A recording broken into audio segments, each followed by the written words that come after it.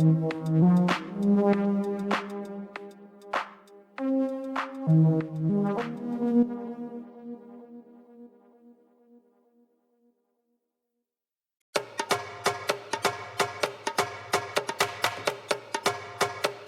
lot of people don't know this about the school system. In 1903, John D. Rockefeller founded the General Education Board, and within 5 years, adjusted for inflation, he would go on to donate over $1.27 billion. In Rockefeller's own words, "I don't want a nation of thinkers, I want a nation of workers." The school system was made to turn you into a slave. Thinking critically and seeking truth are acts of rebellion. Now that he's free, the demon needs to build up his power again, because it dwindled over the centuries. To do so, he needs souls. Thousands of souls.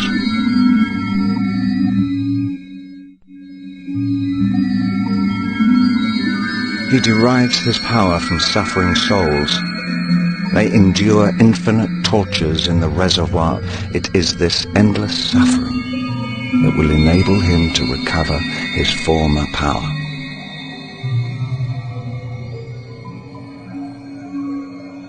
The souls here are grey and withered. You can't get much power from them. The juiciest souls are in your dimension. Astaroth created the video game called Omicron in order to capture them, the game you're playing at this very moment. My grandfather was Walter. He was one of 11 children. He was a farmer rancher. He was married at 19, he married my grandmother Tig, who was 14. My grandmother told the story of my grandfather selling his cattle in a banner year and putting every penny of it in the bank. That and the 50,000 bushels of wheat harvested were going to take care of their life for at least the next 4 years.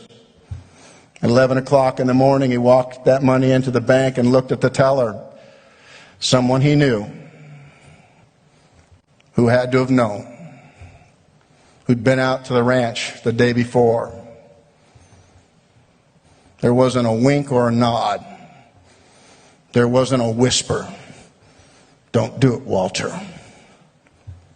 At 12 o'clock, an hour later, that bank closed and the doors never opened again. It was the biggest of betrayals, and my grandmother would never forget. It was a Great Depression, and our family would never recover.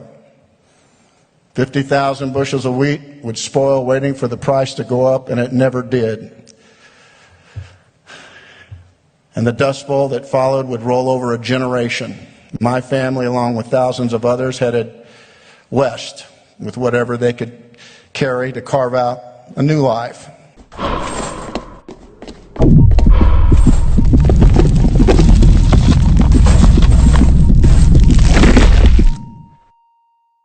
About the $20 you owe me. Oh, yeah? Well, I only got 10, so here's 10 and I owe you 10. Thanks. Hey, Mo, you owe me 20.